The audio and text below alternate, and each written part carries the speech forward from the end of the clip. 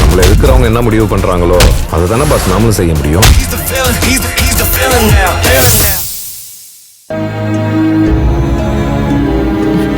என்ன துளசி, தனியா என்ன புலம்பிட்டு இருக்க?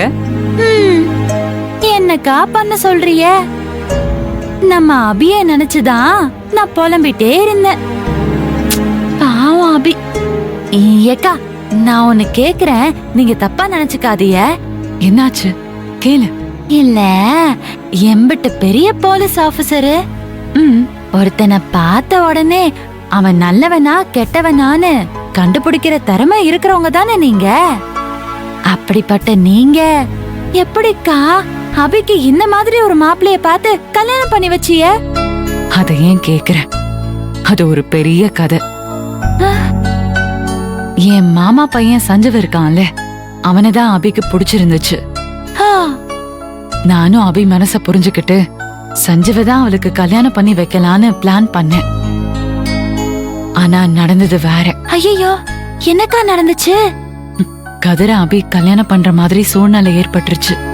ஐயோ, என்ன நடந்துச்சுன்னா,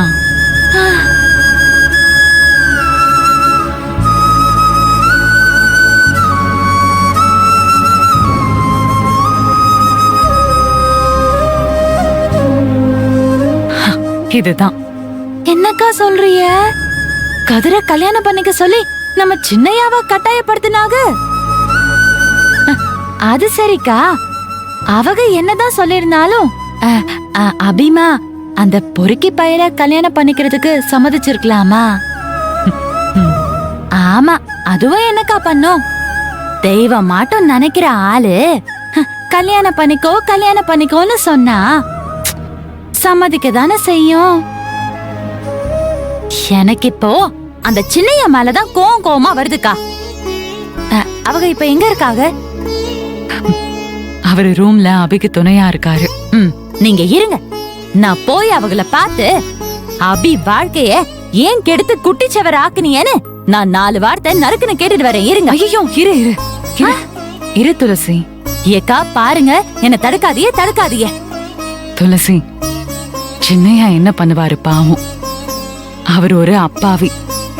எல்லாரையும் நல்லவங்கன்னு நம்பி அந்த கதிர் விஷயத்துல அவரும் ஏமாந்துட்டாரு. ஆனா அபி வாழ்க்கை தன்னாலதான் இப்படி ஆயிடுச்சுன்னு நினைச்சு அவர் அழாத நாளே இல்ல துளசி. இப்ப அழுது என்ன பிரயோஜனம்? நீங்க என்ன சொன்னாலும் சரி, நான் சின்னையா மேல ரொம்ப ரொம்ப கோவத்துல இருக்கேன். என்னையாலலாம் அவங்க பண்ணத பொறுத்துக்கவே முடியல. என்னக்கா சிரிக்கிறீங்க? எல்லாத்துக்கும் பயந்து நடுங்குறவ இப்ப கோவப்படுறான்னு யோசிக்கிறியலா? எனக்கு கோவம் வராது, ஆனா வந்தா என்ன ஆகும் தெரியுமா? என்ன ஆகும்? அதான் வராதுன்னு சொல்லிட்டேனே. அப்புறம் வந்தா என்ன ஆகும்னு கேள்வி கேட்டா என்ன அர்த்தம்? என்ன ஆள விடுங்க. நீங்க என்னதான் இருந்தாலும் உங்க வீட்டுக்காரருக்கு தான் பறிஞ்சு பேசுவீங்க. ஆனா நான் என் தங்கச்சி அபிமாக்கு தான் சப்போர்ட்டா இருப்பேன். சரி சரி, நீ அபிக்கே சப்போர்ட்டா இரு. அத நினைச்சு எனக்கும் சந்தோஷம்தான்.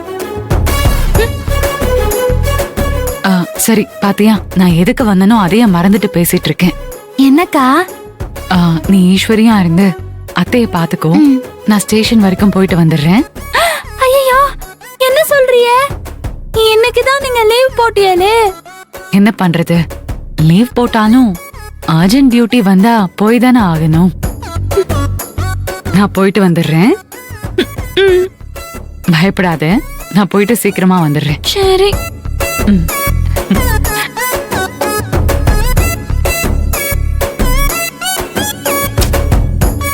அச்சச்சோ, அக்கா வேற என்ன விட்டுட்டு போறாங்களே, நான் என்ன பண்ணுவேன்?